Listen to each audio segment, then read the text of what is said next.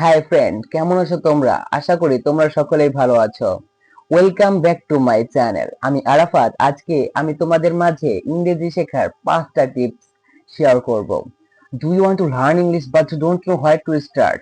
In today's video, I'll give you five most important tips that can help you to be fluent in speaking English. So, let's get started. Firstly, you have to be fluent English. এটা তোমার মাথায় set করে নিতে হবে। এই যে আমি মাথায় যে সেট করে নিলাম, এটা তো আমার ফুলফিল করতে হবে।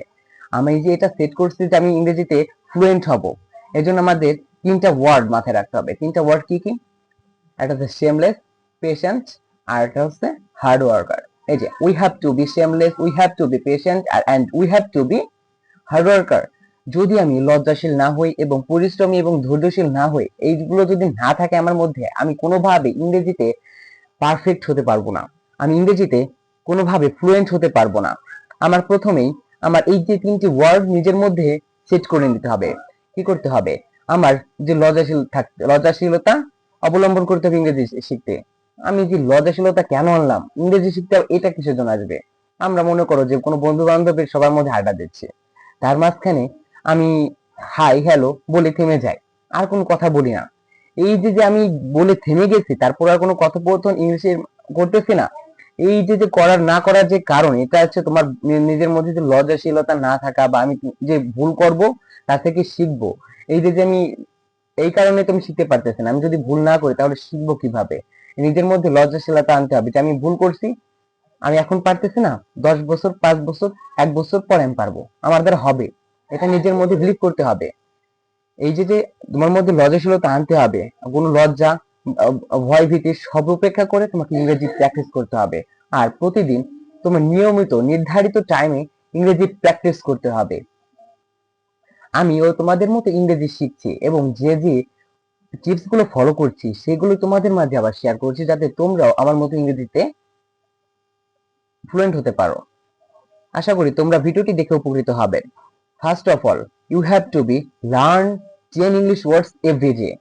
এই যে আমরা 10 ইংলিশ ওয়ার্ডস প্রতিদিন শিখবো, কিভাবে শিখবো?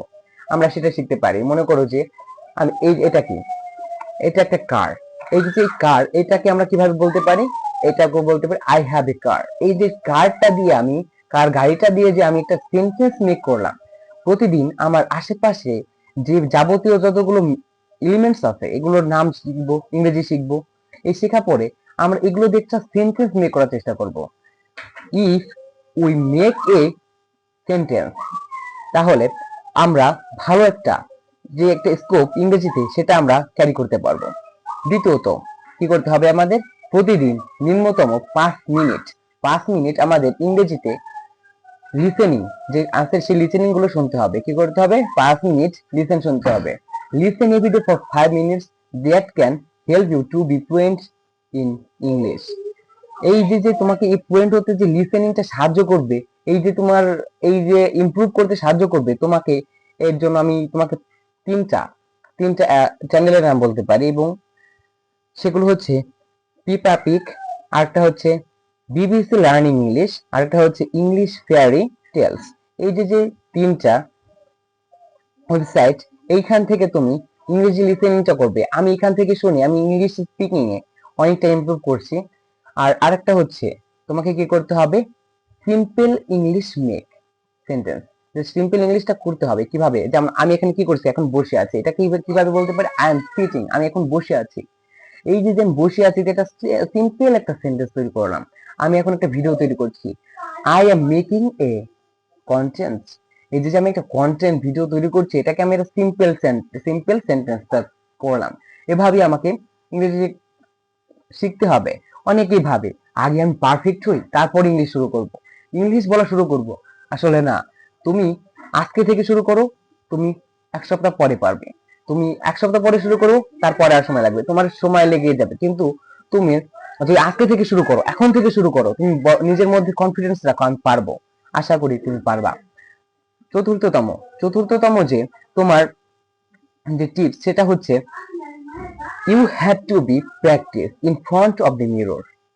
তোমাকে আয়নার সামনে প্র্যাকটিস করতে হবে। তুমি আয়নার সামনে যাবা, তোমার যদি লজ্জা লাগে, তুমি যখন তুমি বাথরুমে, অনেকে বাথরুমে আয়না লাগানো থাকে, তাহলে তুমি ওইখানে থেকেও তুমি প্র্যাকটিস করতে পারো। বা যেখান থেকে তোমার ঘরে একটা আয়না আছে, ড্রেসিং টেবিলের সামনে গেলা, যে প্র্যাকটিস করলা, I am Arafat, I M a student, I M A good বয়। এই যে যে আমি সিম্পল সিম্পল সেন্টেন্স গুলো তৈরি করছি, এই সিম্পল সিম্পল সেন্টেন্স গুলো থেকেই আমার ইংরেজিতে ফ্লুয়েন্ট হতে হবে।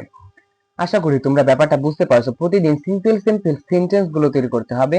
আর আর এগুলো কি করতে হবে, আয়নার সামনে প্র্যাকটিস করলাম, প্রতিদিন 5 মিনিট করে লিসেনিং করতে হবে। এবং কিছু সময় আমার নিজের জন্য রাখতে হবে যে আমি প্রতিদিন ইংরেজি শিখবো। পঞ্চম পঞ্চম কি করতে হবে, তোমাকে ভুল করতে হবে। এই যে যে 5 নাম্বার যে টিপস, এটাকে তোমাকে কি করতে হবে, ভুল করতে হবে। আসলে যদি আমি ভুল না করি তাহলে শিখবো কিভাবে? আমি যদি বলি I am Arafat, I I are a good boy, এখানে আমি আই আর এ গুড বয় আমি বললাম। এখন যে তুমি যার সাথে, তুমি মনে করো চ্যাট জিপিটির সাথে তুমি ইংলিশ স্পিকিং করছো, বা তুমি তোমার কোনো বড় ভাইয়ের সাথে ইংলিশ স্পিকিং করছো, সে তোমার বলবে যে আই আর এ গুড বয় হবে না, আই এম এ গুড বয় হবে। তোমাকে যেটা ভুল ধরেই দিল, এখান থেকে তুমি নতুন কিছু শিখতে পারলে। এভাবে তোমাকে ভুল করতে হবে, তোমাকে মিস্টেক করতে হবে, অর্থাৎ mistake makes a man perfect, যেমন একটা কথা আছে, practice makes a man perfect. তোমাকে প্র্যাকটিসও করতে হবে। আশা করা যায় তুমি আমার কথাগুলো বুঝতে পারছো, এবং আমি যে 5টা টিপস তোমাকে দিলাম, এই 5টা টিপস তুমি আশা করি ফলো করবে এবং ইংরেজিতে তোমাকে ফ্লুয়েন্ট হতে সাহায্য করবে। আমিও তোমার মতো ইংরেজি শিখছি এবং ধীরে ধীরে নিজের উন্নতি করতে পারছি। আশা করি তুমিও উন্নতি করতে পারবে। ভালো থেকো তোমরা। আর কেমন লাগলো ভিডিওটা সেটা কমেন্ট করে জানাবে। ভালো থেকো তোমরা, সুস্থ থেকো, পরবর্তী ভিডিওতে দেখা হবে। ভালো থেকো তোমরা। আসসালামু আলাইকুম।